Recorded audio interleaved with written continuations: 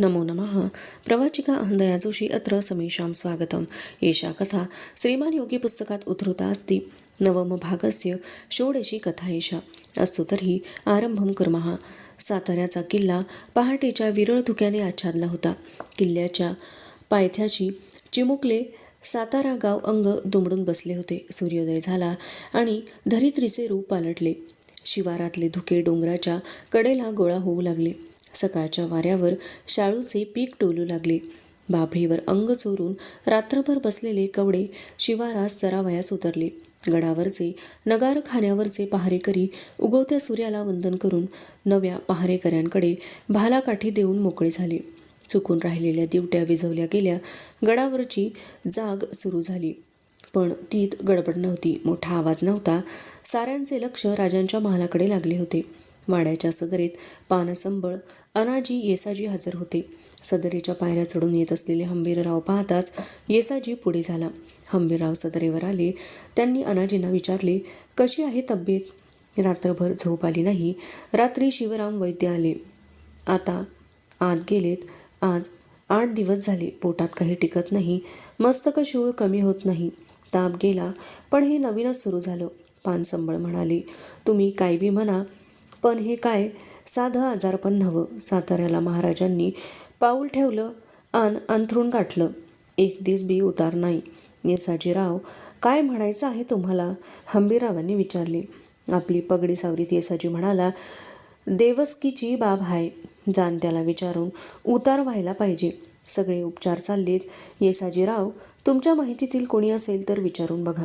त्याचवेळी साऱ्यांची नजर दरवाजाकडे गेली। वयोवृद्ध शिवराम वैद्य सदरेवर येत होते। सारे त्यांच्या भोवती गोळा झाले। आपल्या पांढऱ्या भुयांवरून हात फिरवीत वैद्यांनी सर्वांच्याकडे पाहिले। निश्वास सोडून ते म्हणाले, रात्रीच्या मात्रेनं थोडा गुण दिसतो, पण 2 दिवस गेल्याखेरीज नक्की सांगता येणार नाही। तब्येतीला आराम वाटेल ना? अनाजींनी विचारले। अनाजी, मी काल आलो। महाराज महिनाभर आजारी होते असं म्हणता, अंगात अशक्तपणा आहे, निदान ठरवायचं आहे। मी काय सांगणार? शिवरामशास्त्र्यांच्या बोलांनी साऱ्यांची मने थरकली। 2 प्रहरी अनाजी राजांच्या महाली गेले। राजे पलंगावर पडून होते। शेजारी सोयराबाई उभ्या होत्या। साऱ्या महालात शांतता होती। राजांनी डोळे उघडले। क्षीण आवाजात विचारले, कोण आहे? अनाजी आलेत, सोयराबाई म्हणाल्या। राजांनी हाताने खुणावले। अनाजी नजीक गेले। राजांनी श्वास घेतला। राजे कष्टाने म्हणाले, अनाजी. जी महाराज. युवराजांना बोलावून घ्या तातडीनं। जी. अनाजींनी सोयराबाईंच्याकडे पाहिले। बरं वाटल्यावर बोलावून घ्यावं, एवढी कसली गडबड? राजे खिन्नपणे हसले, हात उंचावत म्हणाले, बोलावून घ्या। राजांनी श्वास घेतला। त्यांना पाहावंसं वाटतं। साऱ्यांनी टाकलं, आम्हाला तसं करता यायचं नाही, समजलं? जी. अनाजींनी सांगितले। रायगडाकडे तातडीने थैली रवाना झाली। गडावर रात्र उतरली। गडाचे दरवाजे बंद झाले। गारवा जाणवू लागला। किल्ल्यावर ठायी ठायी पलोते पेटले। त्यांचे टेंबे वाऱ्यावर फरफरत होते। पहारेकरी जाग देत होते। महालात राजांना थोडी निद्रा लागली होती। अचानक त्यांना जाग आली। त्यांनी हाक मारली, कोण आहे? पानसंबळ पुढे झाले। जी. दाराशी समर्थ आलेत, आम्हाला ते हाका मारतायत। राजांच्या बोलण्याचा अर्थ पानसंबळांना समजेना। ते घाबरले। धीर करून ते म्हणाले, वैद्यांना बोलावतो? नको, हात हलवीत राजे म्हणाले, माझी तब्येत बरी आहे। किल्ल्याच्या दाराशी जा, समर्थ आले आहेत, त्यांना घेऊन या। जी.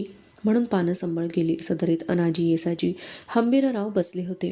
पानसंबळांनी राजांचे बोलणे सांगितले। अनाजी चिंतेत पडले। येसाजी उठून गेला। अनाजी म्हणाले, हा नवा प्रकार दिसतो। गडाच्या दरवाजाशी कोणी आलं असतं तर कळलं नसतं का? चौकशीला कोणाला तरी पाठवा, हंबीरराव म्हणाले। चौकशीसाठी सेवक पाठविला गेला।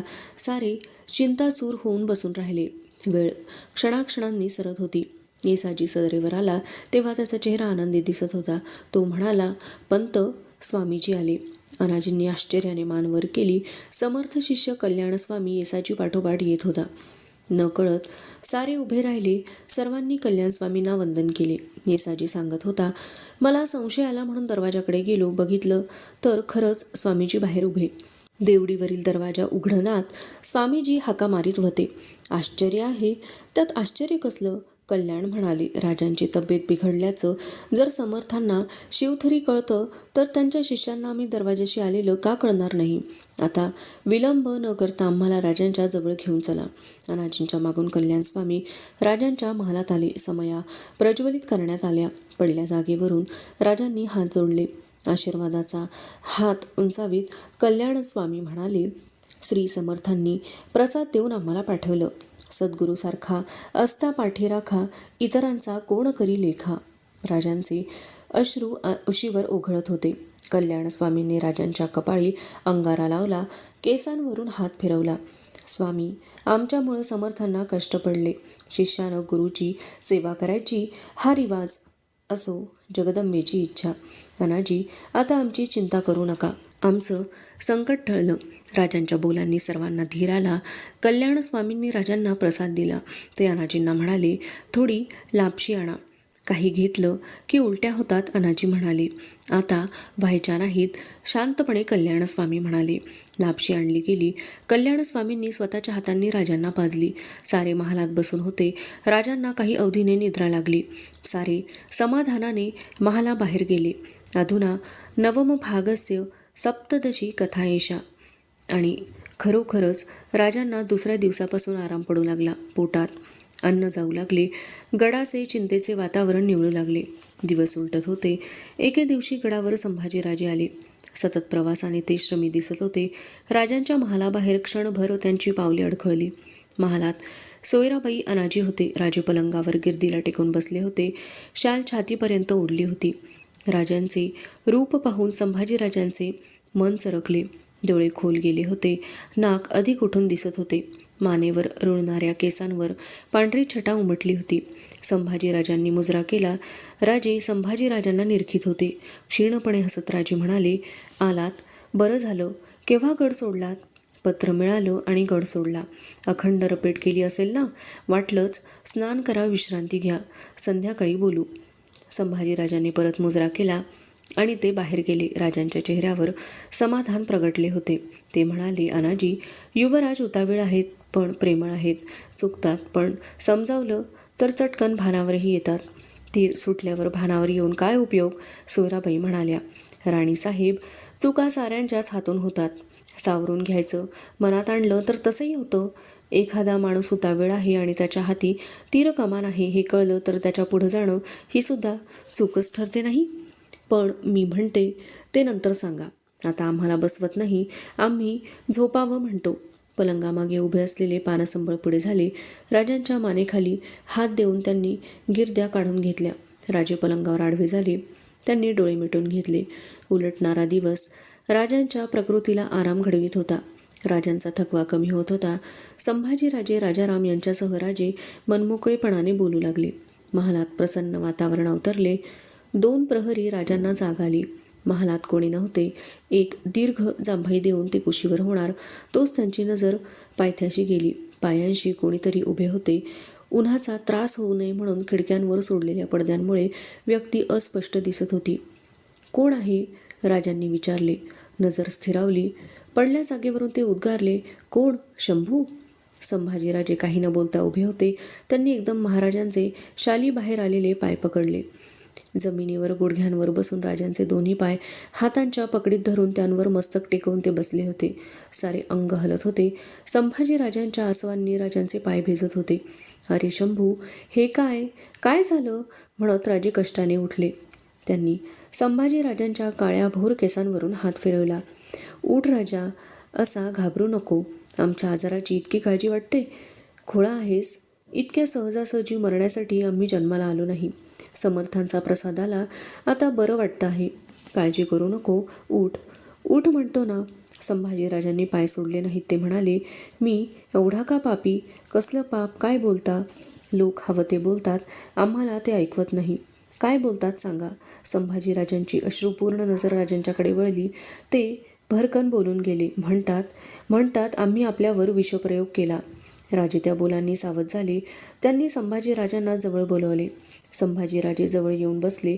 राजांचा आवाज न कळत करडा बनला. कोण म्हणतं असं? साऱ्या महालात कुजबूज चालू आहे. नजर वर करून पाहायचं धैर्य आम्हाला उरलं नाही. महालात कोणी नसता एकटं जाऊ नये अशी सूचना आम्हाला केली आहे. कुणी? संभाजीराजांनी उत्तर दिले नाही. राजांनी संभाजींच्या पाठीवर हात ठेवला. राजे, काय सांगता? घरात भावनांची गल्लत झाली तरी चालेल, भांडणं वाढलं तरी चिंता नसते, पण नानत्या घरात बुद्धिबळाचे डाव सुरू झाले तर मात्र फार जागरूक राहायला हवं. तुम्ही युवराज आहात, पुढची जबाबदारी फार मोठी आहे. आबासाहेब, आमची शपथ आहे, खरं सांगा, तुमच्या मनात काही नाही ना? तसं असेल तर तुम्ही आज्ञा करा, कोणत्याही कड्यावरून मी स्वतःला लोटून घेईन. राजांनी एकदम संभाजीराजांना जवळ ओढले. ते गहिवरले. संभाजीराजांच्या केसांवरून हात फिरवीत ते म्हणाले, शंभू, कधी कळणार रे तुला? भावनेच्या भरात कड्यावरून स्वतःला झोकून देण्याखेरीज काहीच का तुम्हाला कळत नाही? तुमच्या मागे मी राहीन कसा? संभाजी, तुझ्या हातचं विषसुद्धा पिण्यात मला आनंद वाटेल. सुटली म्हण. असल्या गोष्टींवर विश्वास ठेवीत जाऊ नका. पुसते डोळे. राजांच्या डोळ्यात अश्रू शोभत नाहीत. सारं मुकाटपणे सहन करायला शिकायला हवं. तुम्ही जा, मी सारी चौकशी करीन. संभाजीराजे उठले. शंभू बाळ जी, या आजाराचे देखील उपकार मानावेत असं वाटतं. उपकार नाहीतर काय, निदान त्यामुळं तुम्ही जवळ आलात, आपणहून आम्हाला बिलगलात. फार दिवसांनी हे सुख भोगलं नव्हतं. आबासाहेब, शंभूबाळ, आमची संदूक उघडा. वरच्या उजव्या खणात एक चांदीची डबी आहे, तेवढी आणा. संभाजीराजांनी राजांच्या आज्ञेनुसार डबी आणली. आत सुवर्णाच्या साखळीत गुंफलेली कवड्यांची माळ होती. राजांचा हात क्षणभर थरथरला. त्यांनी ती कवड्यांची माळ उचलली, मस्तकी लावली. ते कसे बसे म्हणाले, वाका. राजांनी कवड्यांची माळ संभाजीराजांच्या गळ्यात घातली. फासा बसविला. युवराज, जे झालं त्यात फार वेदना आम्हाला भोगाव्या लागल्या. आता हे देवीचं लेणं जपा, तिची इज्जत राखा. शंभूबाळ, आम्ही खूप जगावं असं वाटत असेल तर ते तुमच्याच हाती आहे. आजपासून तलवारही बाळगा. आणि संभाजीराजांनी राजांच्या पायांवर मस्तक ठेवले. अधुना नवम भागस्य अष्टादशी कथा एषा. दुसऱ्या दिवशी 2 प्रहरी राजे एकटे असता संभाजीराजे बराच वेळ राजांच्या महाली होते. राजांचा निरोप घेऊन संभाजीराजे उठले. संभाजीराजे दाराशी आले आणि त्यांचे पाऊल अडखळले. त्याचवेळी सोयराबाई आत येत होत्या. संभाजीराजांनी मुजरा केला आणि वाट दिली. सोयराबाई महाली आल्या आणि संभाजीराजे बाहेर गेले. सोयराबाई राजांच्या जवळ जात म्हणाल्या, युवराज, आणि यावेळी? का? आम्हाला भेटायला का वेळ पाहावी लागते? तसं नाही, पण कालसुद्धा आले होते ना? कुणी सांगितलं? सोयराबाई या प्रश्नाने चपापल्या. सावरून घेत त्या म्हणाल्या, कोणीतरी म्हणालं बाई. मला काय करायचं आहे? आपली झोपायची वेळ. आजवर अवेळी ते कधी आले नव्हते. प्रसंग सारं काही घडवतो, करायला लावतो. कसला प्रसंग? आमच्या आजाराचा. सोयराबाईंनी निश्वास सोडला. विषय बदलीत त्या म्हणाल्या, कसं वाटतं आता? अगदी बरं वाटतं. दाह थांबला, मस्तक शूळ गेला. भूक लागते. मी नवस केला होता पावला म्हणायचा. आम्ही आजारी पडलो आणि राज्यात अफवांना केवढं पीक आलं. पंत सकाळी आले होते. ते सांगत होते, लोक म्हणतात आम्हाला विषप्रयोग झाला होता म्हणून. सोयराबाई बेचैन झाल्या. महाराज त्यांच्यावर नजर खेळवीत पुढे म्हणाले, एवढंच नव्हे तर आमच्या कानांवर आलं की खुद्द काय? काही नाही. सांगावं ना, माझी शपथ. पण कुणाला बोलू नका. बिलकुल बोलणार नाही. राजांनी एक वेळ दरवाजाकडे पाहिले. सोयराबाई नजीक गेल्या. हळू आवाजात राजे म्हणाले, सुटली म्हणा. खुद्द संभाजीराजांचा हात यात आहे असं म्हणतात. सोयराबाईंची निराशा झाली. त्या मान उडवीत म्हणाल्या, हे आम्हाला नवीन नाही. हेच आम्ही सांगितलं असतं तर पटलं नसतं. आताही ते पटत नाही. राजांचा आवाज कठोर बनत होता. नजर सोयराबाईंच्यावर खेळली होती.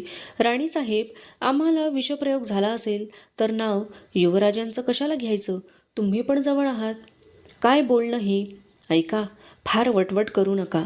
संभाजीराजे तुमचे सावत्र चिरंजीव असले तरी ते थोरले आहेत. बिचारी सई राहिली नाही म्हणून त्यांची उपेक्षा करण्यात काहीच अर्थ नाही. ती गेली म्हणून तुम्ही राणी बनलात. ते उपकार स्मरून तरी युवराजांचा द्वेष करू नका. सोयराबाईंना नजरेला नजर देता येत नव्हती. त्यांच्या अंगाला कापरा सुटला होता. कोणीतरी अफवा उठवणार आणि बस करा. या अफवा कुठून उठतात ते आम्ही जाणतो. अफवा वाऱ्यावर पिकत नसतात. त्यांचं जन्मस्थान आप्तस्वकीयात असतं. राणीसाहेब, आमच्या आजाराचा फायदा घेऊन अशा विषवार्ता पसरवणाऱ्यांचा जिभा छाटून टाकाव्या असं आम्हाला वाटतं. पण माझा यात काय दोष? दोष तुमचा नाही, आमच्या नशिबाचा आहे. शत्रुगुटातली बित्तम बातमी जिथं आम्ही मिळवतो तिथं असल्या गोष्टींचा छडा लावणं आम्हाला फारसा अवघड नाही. आता अधिक सहन करण्याची ताकद आमची राहिली नाही. संभाजीराजांना हवं तर जवळ करू नका, पण ते युवराज आहेत, त्यांचा मान मोठा आहे हे विसरू नका. यापुढं असले खेळ महालात चालू राहिले तर आम्हाला आपल्या राणीपदाचीही ओळख राहणार नाही. आमचा एवढा संशय होता तर मग इथं राहावं तरी कशाला? डोळ्याला पदर लावीत सोयराबाई म्हणाल्या.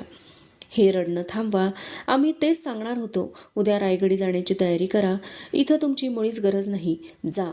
महालाबाहेर येऊनही बराच वेळ सोयराबाईंच्या अंगाचा कापरा कमी होत नव्हता.